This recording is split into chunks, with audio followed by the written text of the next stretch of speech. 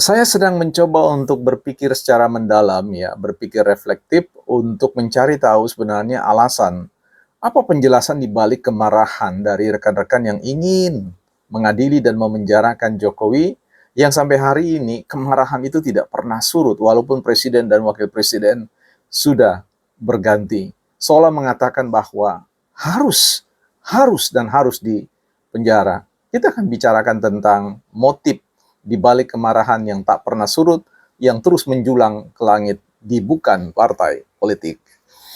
Baik teman-teman, selamat datang di channel Buzzernya NKRI, Buzzernya Indonesia, bukan buzzernya personal atau partai tertentu, untuk mempercakapkan segala sesuatu dengan basis ya wawasan yang sifatnya mengedepankan argumentasi dan tentu dalam proses berpikir yang rasional, empiris based atau berbasiskan pada fakta atau data-data yang bisa kita timbang kembali kebenarannya, dan tentu di sana sini kita coba meminjam berbagai macam perspektif teori yang bisa membantu kita untuk melihat dalam frame yang jernih, yang bening, sehingga kita paham dalam posisi mana kita akan berdiri dan memberikan dukungan kepada siapa dan apa yang harus kita perjuangkan demi tujuan NKRI.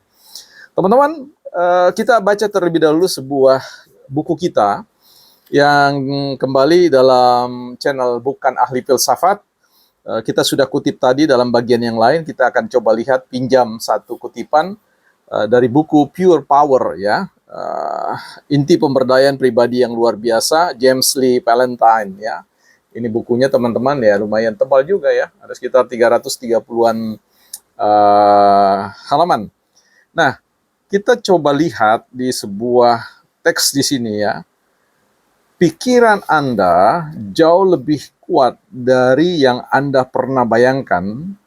Hanya saja sistem keyakinan Anda yang terbatas dan bersikap negatiflah yang menahan Anda untuk mencapai apa yang semestinya dapat Anda capai. Ini tentu kabar gembira ya buat kita sebenarnya yang punya pikiran, bahwa pikiran itu merupakan sebuah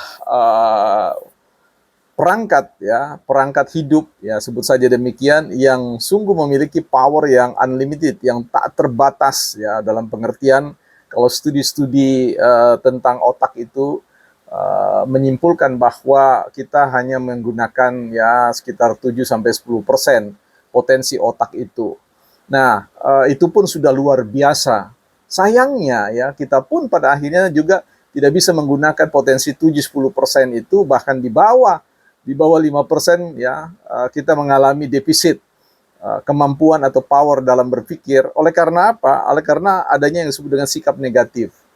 Nah, sikap negatif itu salah satu ya, atau beberapa hal yang bisa dikatakan adalah orang yang pendendam, pembenci ya, pemaki, pemarah ya, dan orang yang ingin melihat kehancuran orang lain. Nah, itulah yang kemudian menjadikan kadang-kadang orang yang cerdas ya kemudian tampak stupid ya, tampak tidak cerdas di hadapan publik ketika memang didorong, didrive oleh kemarahan-kemarahan yang ada di dalam dirinya. Siapapun ya, seorang guru besar sekalipun, profesor sekalipun, kalau kemudian tidak bisa mengendalikan emosinya, maka yang terjadi yang namanya kekacauan dalam berpikir ya, sehingga membawa dia pada sebuah konteks berpikir yang fallacy ya, kesalahan berpikir ya, buah pikiran. Nah, teman-teman, yang menjadi menarik ini adalah seperti pertanyaan kontemplatif saya tadi di awal, apa sebenarnya yang membuat rekan-rekan kita ini begitu marahnya ya kepada Jokowi sehingga sampai hari ini tidak pernah surut, walaupun Prabowo dan Gibran ya sudah sah secara ketatanegaraan ya, legitimate, sah untuk menjadi the number one and two in our country ya, itu yang akan mengakodai perjalanan bahtera NKRI 5 tahun mendatang. Beberapa waktu saya mencoba untuk membaca biografi dari beberapa, misalkan Bang Refli Harun ya, yang adalah seorang ahli tata negara yang tentu tidak lagi disangsikan kecerdasan beliau. Tapi kemudian belakangan kita melihat banyak sekali menurut saya blunder-blunder yang tampak aktivitas-aktivitas yang tidak cerdas.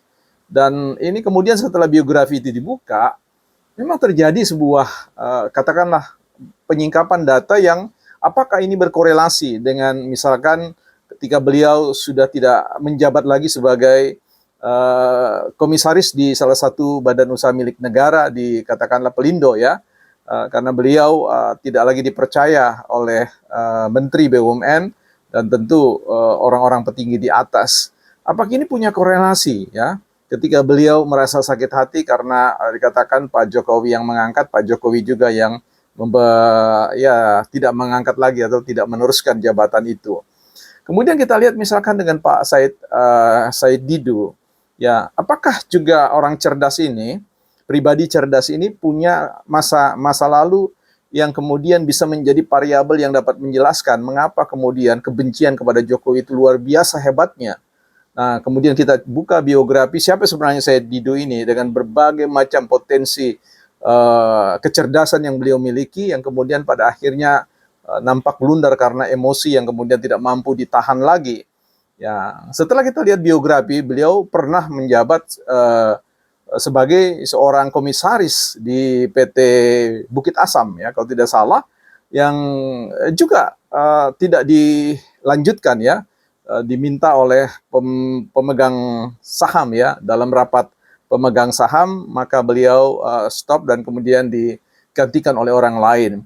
Begitu juga kita lihat ya, saya lupa siapa namanya yang belakangnya itu batubara ya. Setelah saya coba cek juga ke belakang, terlihat bahwa ada sejarah yang meneguhkan bahwa beliau ini Pak Batubara ini adalah seorang yang memang punya kecerdasan yang luar biasa ya, karena mampu berbaris sebagai salah seorang tim atau katakanlah tim manajer dari PT Indosat ya, yang kemudian melalui dinamika politik, dinamika kemudian Indosat tidak lanjut, dijual oleh Bu Megawati dan seterusnya dan seterusnya. Apakah ini ada korelasi terkait dengan itu rasa ketidaksukaan terhadap Jokowi yang katakanlah tidak mau kemudian berperan untuk menyelamatkan aset ini atau apa, kita tidak mengerti, atau kemudian benci, marah terhadap Jokowi oleh karena ya tidak menyelamatkan ya, tidak mau mengintervensi ya, mencewe-cewe agar supaya Indosat itu kembali ke pangkuan perusahaan Indonesia. Nah, kemudian kita lihat juga Bang Roy Suryo ya. Mengapa kemudian Bang Roy Suryo ini adalah seorang yang dulu begitu smart, dipuji ya, begitu menjadi teladan, seorang dosen, seorang yang kemudian berpolitik ya cukup lama, kurang lebih plus minus 15 tahun bersama dengan Demokrat dan kemudian mengundurkan diri ya, dan dalam masa beliau berpolitik sempat sebagai seorang Menteri Olahraga ya, dan kemudian kita tahu dalam sengketa bersama dengan Jokowi ya, beliau pada akhirnya harus mempertanggungjawabkannya itu di pengadilan dan seterusnya ya. Nah, apakah juga pertanyaan ini ada korelasinya dengan itu sehingga kemarahan itu tidak pernah surut juga.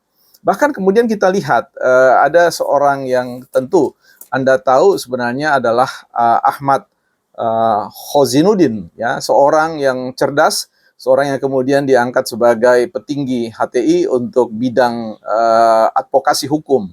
Nah, ini yang kemudian apakah ada korelasi ketika misalkan di bawah pemerintahan kebijakan Jokowi, kemudian lembaga ini kemudian dianggap berseberangan dengan ideologi negara dan dianggap sebagai gerakan yang perlu dihentikan. Nah, kita tidak pernah tahu ya, dan tentu masih banyak jenderal-jenderal lain yang bisa kita baca biografinya, apakah ada reasoning atau alasan-alasan yang bisa menjelaskan kepada kita mengapa kemarahan mereka itu terlalu luar biasa. Termasuk di dalamnya adalah Prof. Amin Rais yang kita tahu adalah dulu adalah petinggi PAN, pendiri PAN yang kemudian disliding oleh anggota-anggotanya sendiri, yang dalam berita atau kabarnya beliau tidak mau berkoalisi ya, berkolaborasi dengan Jokowi sehingga didemo secara internal dalam partai dan kemudian hengkang untuk mendirikan Partai Umat. Apakah semua itu ada korelasinya dengan Jokowi? Ya, kalau kita rasa-rasa mungkin halayak atau publik sulit untuk mengabaikan itu ya, tetapi tentu kita tidak mau memandang itu secara linear seperti itu ya. Biarlah kemudian itu menjadi sebuah bagian sisi dari personalitas ya, performa beliau-beliau. Tetapi yang perlu kita respon sekarang itu adalah bagaimana tetap menghargai ya hak-hak demokrasi, hak-hak untuk menyatakan pendapat, hak-hak untuk memperkarakan seseorang kalau memang itu bisa dilakukan dalam cara atau dalam koridor undang-undang. Karena selama ini kan kita tahu dalam jejak digital, Pak Jokowi sendiri sudah mengatakan bahwa ya monggo ya, silakan saja, semuanya ada koridor-koridornya, semua ada jalan-jalannya, semua ada cara-caranya. Nah, inilah yang kemudian yang perlu kita lihat bersama-sama. Tentu ada koreksi-koreksi dan evaluasi, ada pertanyaan-pertanyaan mendalam yang perlu juga kita ajukan kepada teman-teman kita ini untuk mengatakan bahwa apakah gerakan-gerakan yang dilakukan itu sesuai ya, kompatibel dengan kepribadian bangsa. Setahu saya sepanjang saya hidup di negara ini, bahwa kepribadian atau jati diri bangsa kita adalah masyarakat yang beradab, masyarakat yang mengedepankan sopan santun, yang betul-betul pemaaf, penyayang, ramah, dan mudah untuk diajak berdiskusi. Terlepas dari itu semua, ya, dalam konteks ini, dalam perspektif manajemen konflik, kita bisa melihat bahwa seringkali orang marah kepada kita karena kita tidak melakukan apa yang dia inginkan. Kita marah, ya, orang marah kepada diri kita karena kita mungkin menjadi orang yang menyebabkan perubahan-perubahan kualitas dalam hidup mereka. Ketika kita bicara tentang pure power, ya, kekuatan yang murni, ketika seseorang kembali kepada jati dirinya untuk melihat sisi terbaik yang dikaruniakan Sang Pencipta, maka sesungguhnya setiap orang punya kekuatan-kekuatan yang luar biasa untuk berkontribusi bagi suatu kehidupan, simbiosis mutualis, saling menguatkan, saling menghidupkan. Sejauh memang apa yang dilakukan dan dipikirkan itu berangkat dari apa yang disebut dengan kemurnian diri, kemurnian hati, bukan dari sebuah rasa sakit hati atau apapun yang menjadi satu penyebab yang membuat kita kemudian kehilangan cara berpikir, cara bernalar yang logis, yang rasional, dan tentu yang humanis. Kita akan bahas di kesempatan yang lain atau di konten yang lain terkait dengan kepribadian bangsa dalam perspektif kabinet merah putih, bukan partai politik.